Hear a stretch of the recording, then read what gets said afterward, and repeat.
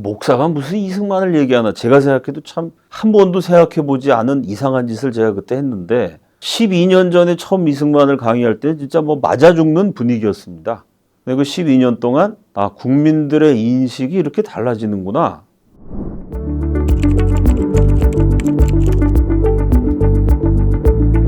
물론 이제 김덕영 감독님이 대답하실 질문이긴 합니다만은 제가 옆에서 미루어 짐작해 볼 때 첫째는 김덕영 감독님은 우리나라에서 휴먼 다큐 분야를 아주 처음부터 시작하셔서 오랫동안 그 분야에 종사하셨고요. 김일성의 아이들이라는 휴먼 다큐로 로마 영화제에서 대상을 수상할 만큼 국제적으로 인정받은 실력자입니다. 그러니까 본인이 오랫동안 휴먼 다큐를 해왔고 그 분야에 인정도 받으셨기 때문에 본인이 제일 잘하는 분야로 이승만의 휴먼 다큐를 만드신 거라고 생각이 되고요. 두 번째는 이 휴먼 다큐를 만드는데 김일성의 아이들도 그렇고 건국전쟁도 그렇고요. 예를 들어 김일성의 아이들 그러면 북한 정권의 본질을 파헤치는 작품인데요. 그런 작품에 출연할 배우를 구하기도 어렵고 프로듀서를 구하기도 어렵고 김일성을 욕하고 대한민국을 찬양하고 이승만을 재조명하는 이런 극영화를 만든다면 아마 배우를 구하는 것부터 시작해서 모든 것이 참 쉽지가 않습니다.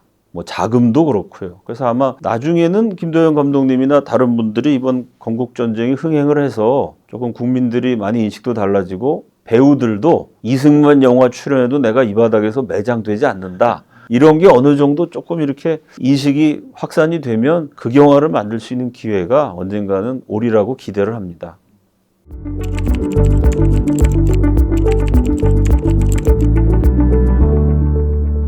프란체스카 여사께서 이제 이인수 박사한테 이런 얘기를 하셨다 그럽니다.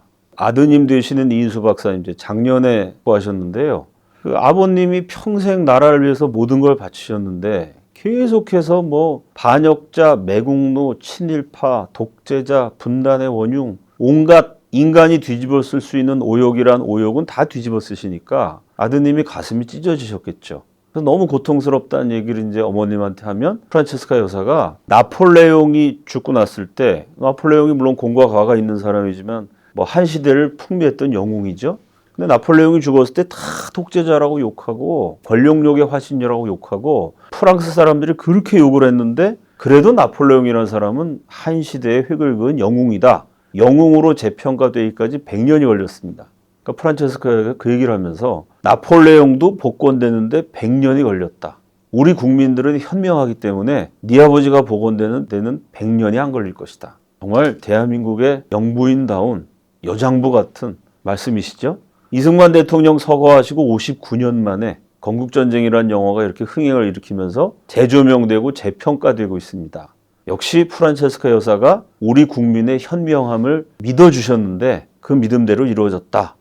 이런 마음이 제일 먼저 들었고요. 개인적으로는 제가 2012년 2월 달에 처음으로 이곳 금난교회에서 이승만 강의를 했습니다. 목사가 무슨 이승만을 얘기하나. 제가 생각해도 참 한 번도 생각해보지 않은 이상한 짓을 제가 그때 했는데 그때 이후로 어떻게 하나님이 길을 계속 열어주셔서 오랫동안 이승만을 강의하는 그런 강사가 됐습니다. 근데 제가 처음 강의하고 12년 만에 이승만 대통령이 재조명되는 이런 영화가 나와서 정말 감사하고요. 12년 전에 처음 이승만을 강의할 때 진짜 뭐 맞아 죽는 분위기였습니다. 돌 맞아 죽을 만큼 위험한 일도 실제로 많이 겪기도 했고요. 근데 그 12년 동안 국민들의 인식이 이렇게 달라지는구나.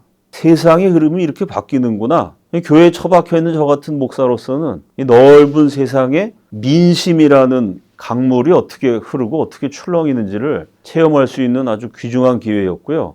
이승만을 강의한다는 이유로 사실 과분한 존경을 받기도 했고 또 뭐 격렬한 비난을 받기도 했습니다.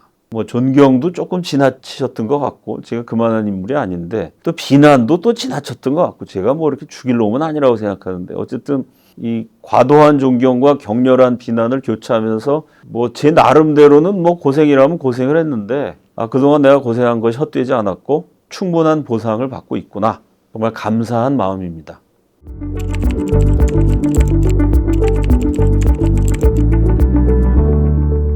제가 영화에 출연하면서 저의 뭐 첫 출연작이라고 다들 많이 놀리시는데요. 이호 목사님 첫 출연작 1000만 갑시다 뭐 이렇게 저한테 카톡들 많이 보내주셨는데 제가 영화에서도 그런 얘기를 했습니다마는 이승만의 헌신과 투쟁을 통해서 자유대한민국 건국됐고 수많은 사람들이 성공과 번영을 누렸습니다.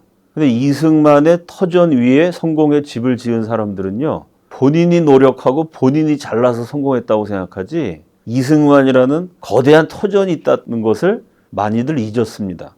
반대로 해방을 맞이할 때 우리나라에 대한민국에 존재하는 모든 단체 가운데 회원수가 제일 많은 단체는 남노당이었습니다. 누가 봐도 공산화 될 수밖에 없는 나라였습니다. 미국 CIA 보고서도요, 남한은 공산화 된다라는 예측을 실제로 했습니다. 그러니까 누가 봐도 공산화로 가는 건데 이승만 때문에 공산화가 안 됐으니 공산화 쪽 흐름에 있었던 분들은 이승만 때문에 패가 망신하고요. 그 자식들은 빨갱이 가족, 빨갱이 자식이라고 정말 얼마나 가슴에 한이 맺혔겠습니까? 공산주의 노선이 저는 옳다고 생각하지 않지만 그 흐름에 섰던 사람들의 고생, 처절함, 고통, 그건 인간으로서 충분히 이해할 수 있는 상황입니다. 그러니까 이승만 때문에 고통을 겪은 분들은 한국 현대사를 위해서 한풀이를 해서 저주할 수 있는 온갖 저주는 이승만에게 다 퍼부었죠. 또 하나의 세력은 한국 현대사에 빼놓을 수 없는 팩터인 북한입니다.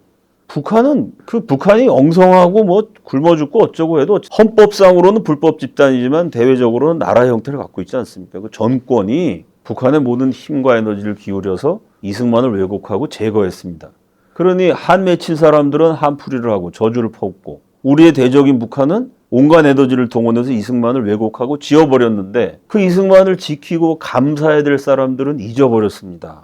그러니까 싸워야 될 사람이 싸우지 않고 지켜야 될 사람이 지키지 않으면 대한민국의 최고의 존경받으셔야 할 분이 이렇게 폄하당하는 어처구니 없는 일이 어디서나 일어날 수 있습니다.